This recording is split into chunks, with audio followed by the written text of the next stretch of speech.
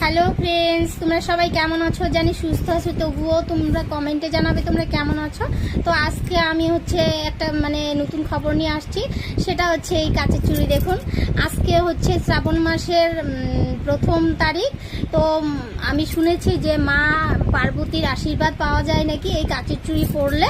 তো দেখুন, আমি কাচের চুড়ি পরে নিয়েছি। তো তোমরা কে কে পরেছো বলো? যদি তোমরা কেউ পরে থাকো তাহলে কমেন্টে জানাবে নিশ্চয়ই। কারণ দেখুন, আমার কাছে কিন্তু এই কাচের চুড়ি পরতে ভীষণ ভালো লাগে। তো আমার বিয়ে পরে পরাই হয় না।